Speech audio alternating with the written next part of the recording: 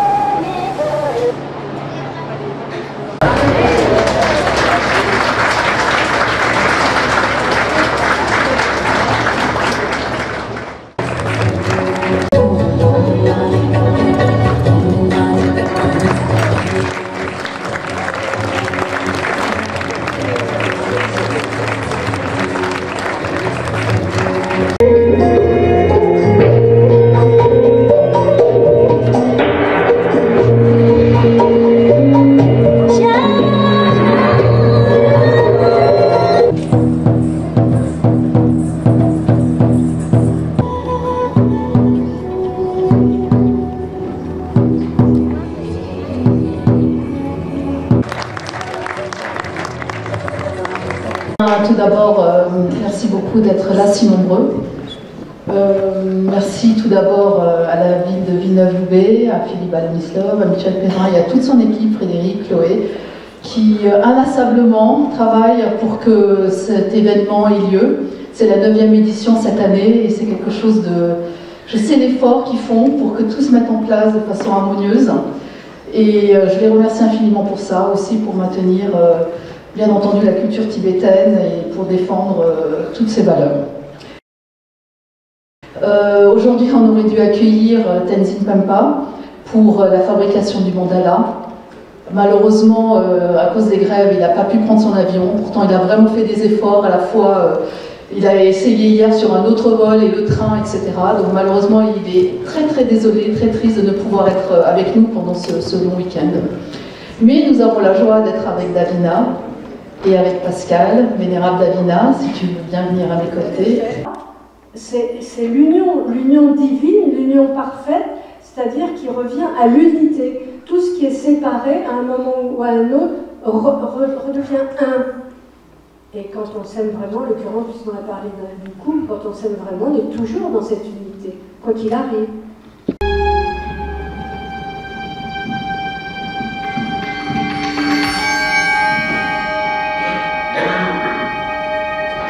Puisque vous avez bien compris qu'il n'y a pas d'initiation Kalachakra sans qu'au préalable soit construit le mandala qui est le palais céleste de la divinité, de la déité Kalachakra. Donc le deuxième tournage qui a eu lieu 1 an après, pendant le 3e mois tibétain, en fait, pendant la pleine lune du Vésak, au mois de mars.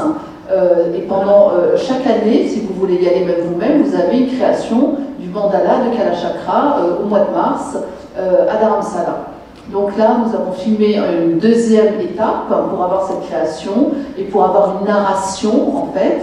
Et là, nous étions également une trentaine. Dans beaucoup de villes ou villages tibétains installés en Inde en exil. Donc les Tisivi fonctionnent depuis que la sœur aînée du Dalai Lama les a installés, peu à peu sous la forme de l'éducation Montessori. En particulier pour tous ces enfants, des petites maisons accueillaient un groupe de 10 à 12 enfants comme une famille avec un couple responsable. Ils étaient considérés comme les enfants de la famille et ils suivaient l'école dans la journée et le soir, le repas en famille et la nuit, l'éducation normale comme dans une famille. Et ce système perdure encore à Dharamsala, bien sûr, avec l'amélioration des locaux, des maisons beaucoup plus évoluées, beaucoup plus confortables. Il sautait de joie en découvrant ces beaux cadeaux. Ils n'étaient plus affamés, mais ils étaient toujours aussi laids et couverts de poils. Cependant, cela s'arrangea un peu. Ils perdirent leur toison et leur queue de singe et apprirent à parler. Bref, ils devinrent plus présentables et se mirent à ressembler à des êtres humains. Mais ils circulaient encore tout nus, ce qui était... Tout est rythmé de 4h à 6h, première séance, de 6h30 à 8h, etc. Donc tout au long de la journée, on médite chacune chez soi. On a deux rituels en commun dans le temple. On se croise. On se croise un petit peu dans la petite enceinte qui est, donc c'est un tout petit jardin, et fermé par des immenses palissades en bois, donc on n'a absolument aucune visibilité sur l'extérieur. Le champ de vision est réduit à 50 mètres maximum. Donc moi, ma seule distraction pendant ces 3 années, c'était le ciel. Et j'avais besoin de m'évader. On peut imaginer une adolescente qui se retrouve enfermée comme ça du jour au lendemain. En 48 heures, c'était un changement de vie, on va dire, radical. Donc c'est vrai que dès que j'avais besoin de m'évader, je regardais le ciel. Les moments les plus durs, qu'on se rend compte si la méditation a vraiment des bienfaits. Dans les textes tibétains, on dit c'est dès que tu vas rencontrer un obstacle, on verra si tu es un bon pratiquant en fonction de la manière dont tu gères la chose. Paix et liberté, un vaste programme. Nous fêtons le Tibet libre. Bienvenue d'abord à notre marraine, Véronique Jeannot, qui est notre marraine depuis 2015. Sa fille, Mimag. J'étais très bavarde, j'étais avec monsieur le maire. Je lui disais que c'était formidable, justement, depuis tant d'années, de faire cette manifestation. Car malheureusement, depuis que le Dalai Lama ne se déplace plus beaucoup, le sort du Tibet est un petit peu oublié. Et pourtant, malheureusement, il ne s'arrange pas. Donc c'est très important que vous soyez tous aussi nombreux pour venir partager le Tibet, pour venir partager cette culture, pour venir encourager les associations, pour venir les soutenir. Donc je vous remercie du fond du cœur d'être là, aussi nombreux, c'est un vrai plaisir. Et monsieur le maire, encore merci pour votre ténacité. Voilà, c'est un des rares. Merci. Davila? Moi, je suis toujours très heureuse de pouvoir faire partie de ces personnes qui rendent un hommage sincère et profond au peuple tibétain, qui a tellement apporté par sa culture et qui continue et qui continuera d'ailleurs toujours. Et on est réunis au nom de la paix et de la paix, de la liberté, et à savoir que cette paix, cette liberté, elle commence évidemment par nous-mêmes, et que nous avons quand même beaucoup de parcours à faire pour cela, et je crois que c'est ça qui est important. En tout cas, merci infiniment à vous tous.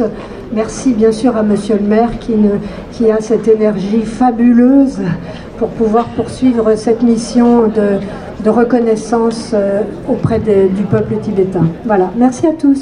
Merci. Hermès. Merci pour cet accueil, merci à tous et à toutes d'être aussi nombreux chaque année. C'est vrai que le Tibet, on en parle de moins en moins. On parle beaucoup en ce moment d'Ukraine, d'Iran, mais il ne faut pas oublier le Tibet. On était encore au Tibet en train de manifester au Trocadéro à Paris le 10 mars. Chaque année, on s'aperçoit qu'on est de moins en moins nombreux. C'est pas évident de porter encore cette cause tibétaine. On a l'impression que ça passe au second, au 3e, 4e, 5e rang. C'est plus du tout la priorité des politiques. On en parlait à l'instant. C'est vrai que très peu de personnes au gouvernement parlent encore du Tibet. On a l'impression que c'est une histoire passée. Donc c'est vrai qu'en tant qu'occidentaux, on a la chance d'avoir cette liberté de pouvoir parler du Tibet lors de nos conférences, déplacements, interventions, festivals, de porter la voix du Tibet pour les Tibétains et pour les Tibétaines. Donc ne lâchons rien pour eux, ne lâchons rien pour elles, et vive le Tibet.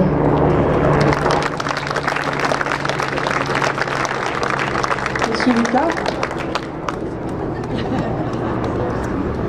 Bien. merci. Merci d'être à nos côtés. Merci pour les mots agréables.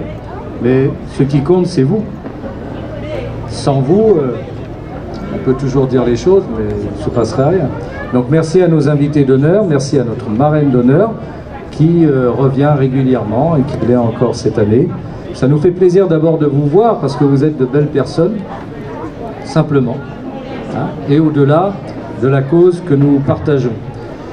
Je salue Marcel Roux tout particulièrement parce que c'est une combattante de longue date et elle me disait tout à l'heure qu'il y avait eu la création d'un groupe parlementaire de l'Assemblée nationale consacré au Tibet en 1989 avec le député de l'époque Jean-Michel Bélorgey et que jusqu'à la dernière législature il y a toujours eu un groupe parlementaire pour le Tibet.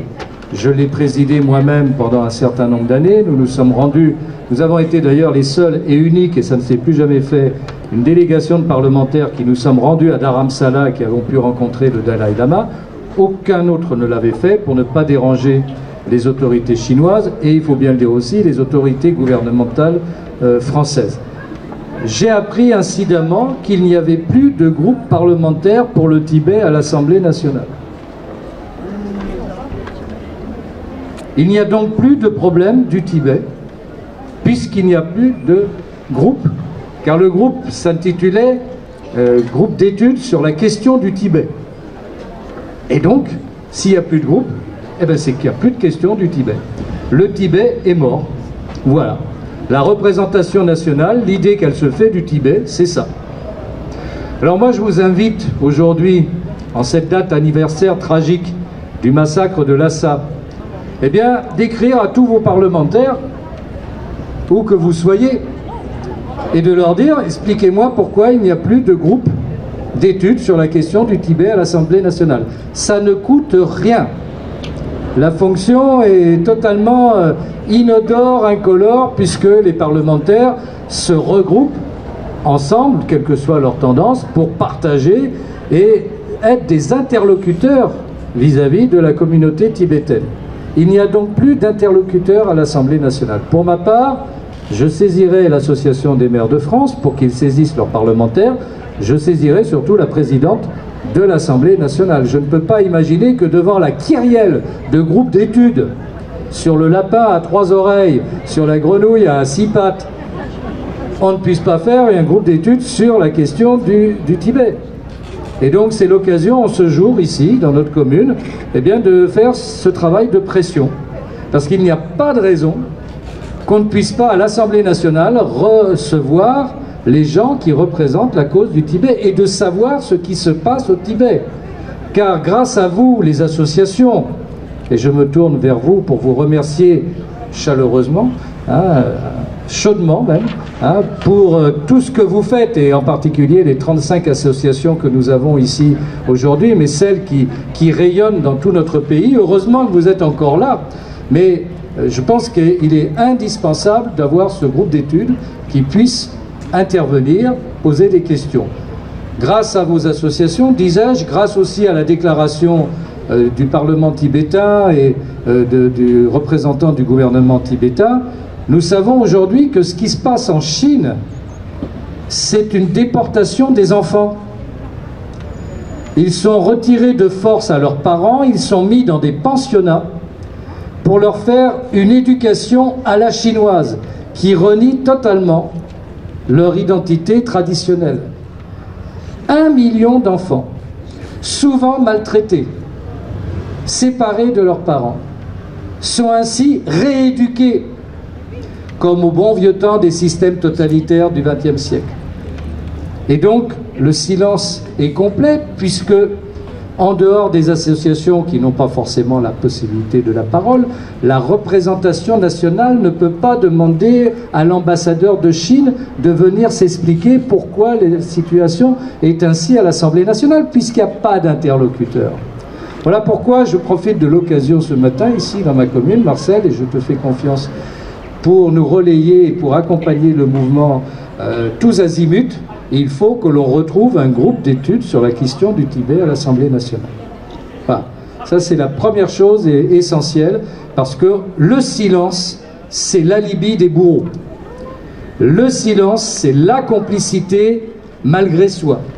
Voilà pourquoi nous avons voulu ici une journée du Tibet libre, et pas simplement une journée du Tibet, non, une journée du Tibet libre.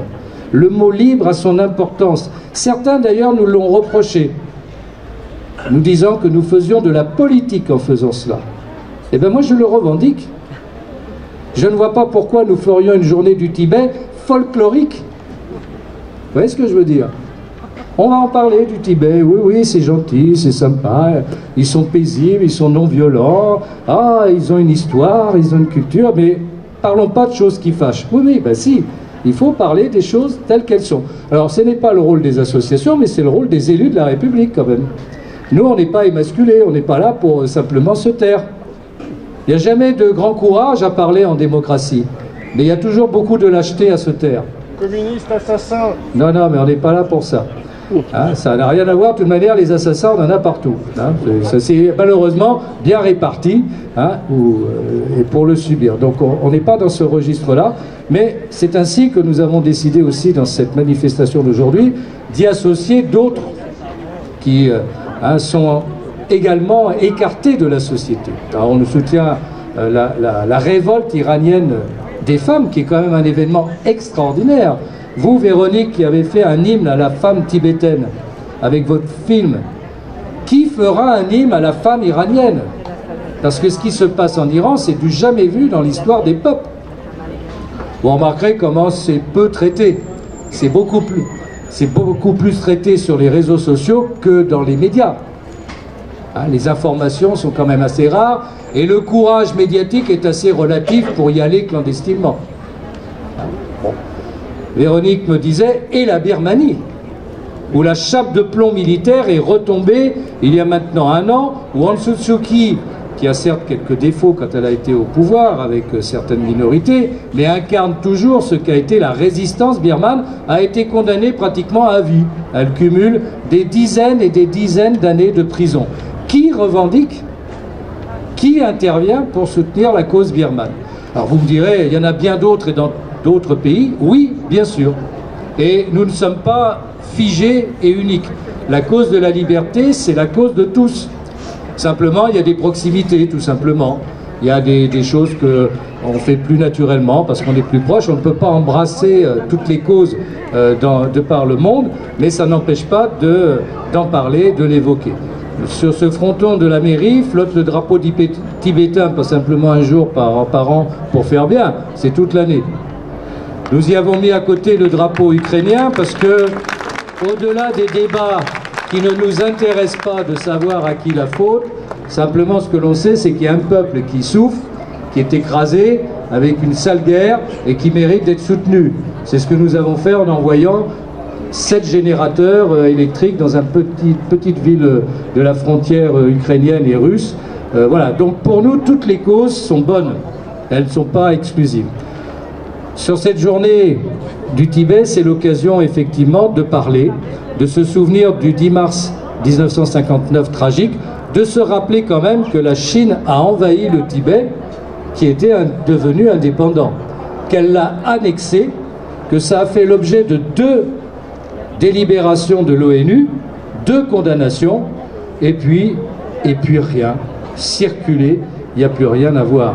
Et le Tibet est aujourd'hui occupé, annexé, avec une partie complètement sinisée et une autre partie dite autonome, mais qui arrive à être aussi sinisée que l'autre partie. Et donc, si on ne l'apprend pas, si on ne le connaît pas, et bien sûr, c'est ce que disait Orwell, hein, du moment qu'il n'y a plus de mots, du moment qu'il n'y a plus d'histoire, il n'y a plus de problème. On a réglé le problème. Et c'est en cela que vous êtes important, parce que votre nombre ce matin démontre votre intérêt pour ce que représentent les Tibétains, un peuple qui ne mérite vraiment pas, aucun peuple ne le mérite, mais encore, celui-là s'incarne dans la non-violence et dans une résistance passive qui est très tibétaine, effectivement, et donc mérite notre soutien. J'y ajouterai, nous n'oublions pas les autres minorités en Chine, les Ouïghours, par exemple, où les médias ont révélé ce que les Tibétains subissaient aussi de la même manière, et d'autres minorités encore, les Yi, les Lolo, etc., enfin voilà, dont on ne parle pas parce qu'ils ne sont pas assez nombreux pour qu'on en parle, mais ça c'est un système totalitaire. Le leader Maximo chinois vient de se faire réélire triomphalement pour un 3e mandat, 0 voix contre, 100% des 2995 délégués. C'est beau quand même l'unanimité à ce point-là, hein, et ça ne dérange vraiment personne.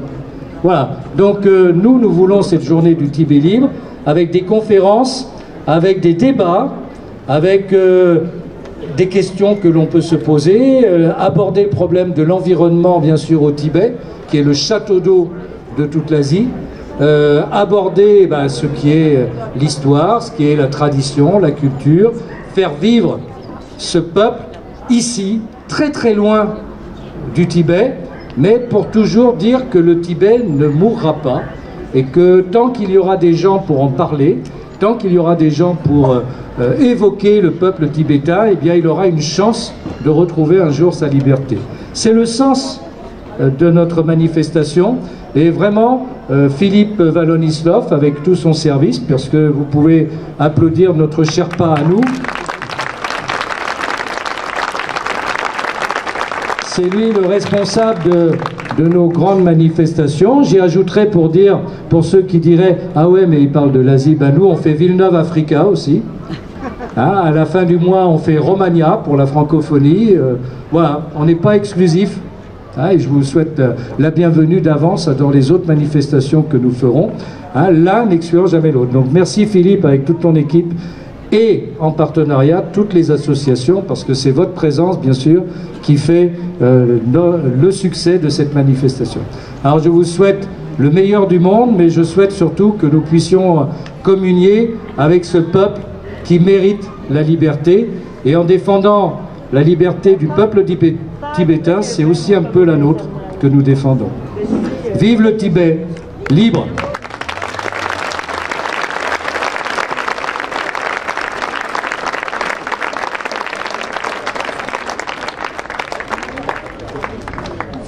Ben voilà, j'arrive pas à passer le micro à quelqu'un d'autre.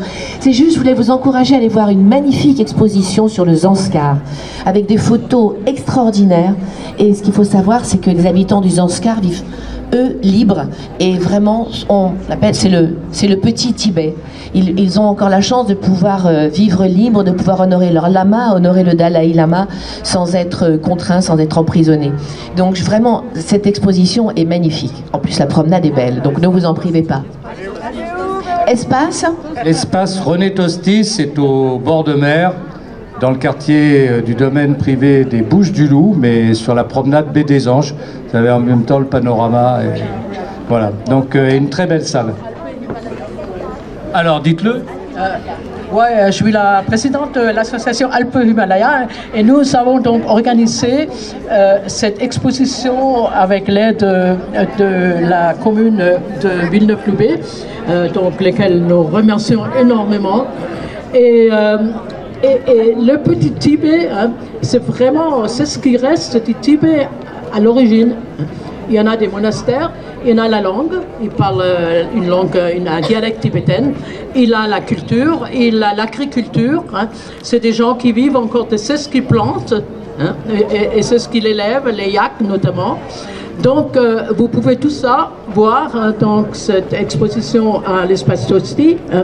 Et puis nous, en tant qu'association, on a un stand à côté et nous faisons des mandalas dans le vieux tradition tibétaine, c'est-à-dire des drapes, des images en sable coloré. Hein. Donc nous avons terminé ce matin la terre qui nous est chère à nous tous, hein, et que nous avons maltraitée, hein, dans ces derniers 50 ans, comme vous savez, et qui réchauffe. Hein. Et donc c'est très important que tout le monde comprend dans sa tête, si nous ne sauvons pas la terre, nous ne sauvons même plus le Tibet, hein, ni la France. Hein. C'est-à-dire, nous les humains qui sont les derniers venus, on viendra les premiers partis. Hein.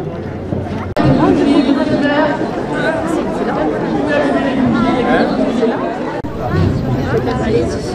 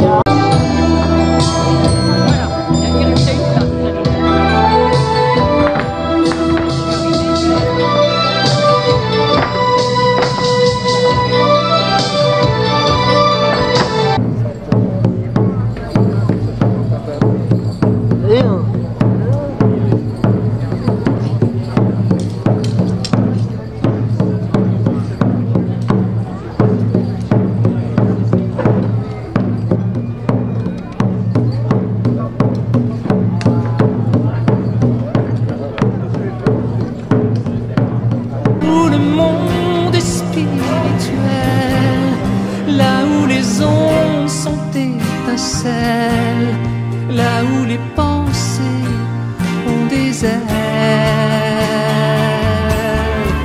Le Tibet c'est nous, la terre est partout. Le toit du monde pourrait s'écrouler sur les machines à sous. Le Tibet là-haut, silence des agneaux. À trop vouloir nous faire taire, on va faire un boucan d'enfer. Le Tibet c'est nous, la terre est partout. Le toit du monde pourrait s'écrouler sur les machines à sous. Le Tibet là-haut,